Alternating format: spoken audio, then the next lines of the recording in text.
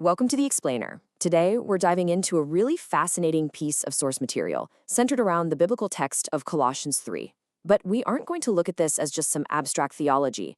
Instead, we're unpacking it as a highly practical, step-by-step blueprint for a complete human operating system upgrade. If you've been working on your discipline, maybe restructuring your daily habits, or just trying to ground yourself mentally and spiritually, well, this text outlines a genuinely profound framework for identity death and mental renewal. Let's get into it. So you might be wondering, why does this specific chapter always seem to hit differently right around 5 a.m.? You know the feeling, when you're just half awake, kind of drifting somewhere between sleep and full consciousness. Well, in that hypnagogic state, our analytical mind is actually much quieter, and our usual defenses are way down. Because your brain is literally too tired to be busy arguing with itself, these profound truths about identity and inner renewal can completely bypass the daily noise. They land so much deeper. It's almost like someone just grabbing you by the shoulders and saying, hey, it's time to wake up, stop wandering around running on your old operating system. Here is our roadmap for today's recalibration. 1. The wake-up call. 2. Flipping the hierarchy. 3. Uninstalling corrupted code. 4. Spiritual physiotherapy. And finally, number 5, the Woolies test. Section 1. The wake-up call. A jarring pivot. If you take a look at the preceding text, the Epistle to the Philippians, it's essentially a letter full of supportive endurance. It's all about, keep going, rejoice under pressure, stay steady, you've got this. But when your attention snaps over to Colossians 3, the message completely flips. It simply and very bluntly demands, now become different. It's a massive, jarring shift from just offering mere encouragement into a demand for total, absolute transformation. Section 2. Flipping the hierarchy. Set your mind higher. All right, so this transformation breaks down into 4 specific moves. It starts with setting your mind higher. Now, this doesn't mean ignoring reality, abandoning your responsibilities, or just floating around totally detached from the world, not at all. It's a calculated refusal to let the lower world dictate your inner state. From there, you kill the old self, put on the new self, and then bring that much higher state right back down into ordinary life. What's really wild is how the lower world or earthly things are defined here. We aren't just talking about your run-of-the-mill, generic bad behavior. We're looking at deep ego loops, compulsions, rage cycles, that desperate lust for validation, status obsession, and addictive appetites. Basically, living from this animal layer upward keeps you completely and utterly trapped in destructive compulsions and emotional slavery. And this brings us to the absolutely crucial point. The text demands that you stop living from the animal layer upward, constantly driven by those base reactions and fears. Instead, you have to live from the spirit downward. This takes a total, complete inversion of your internal hierarchy. You are putting the conscious, grounded spirit firmly in charge and letting that dictate your actions, rather than letting a bunch of random impulses dictate your state of mind. Section 3. Uninstalling corrupted code. Identity transformation. Now, this is where the source material gets completely uncompromising. It doesn't suggest that you just manage your anger, or reduce your malice, or figure out a way to cope with your bad habits. Nope. The command is literally to put to death, therefore. It demands a total, definitive, absolute death of the old self.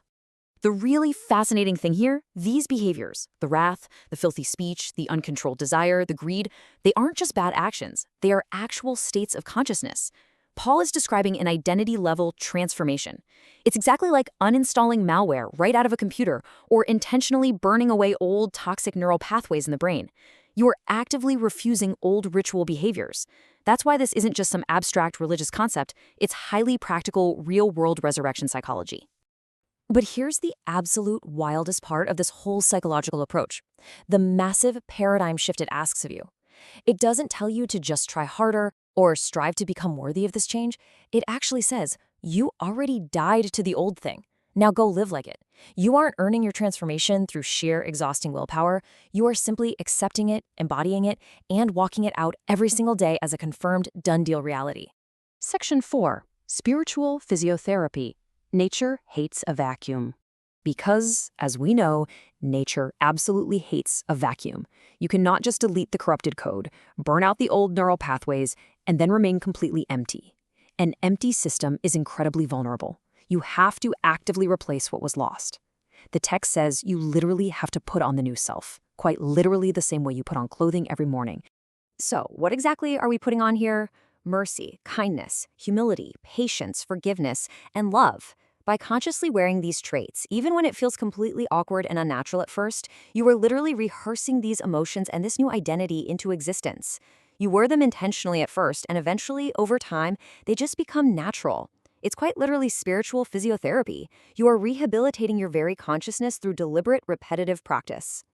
Now, the hidden core engine running this entire operating system is summed up in the phrase, Christ in you.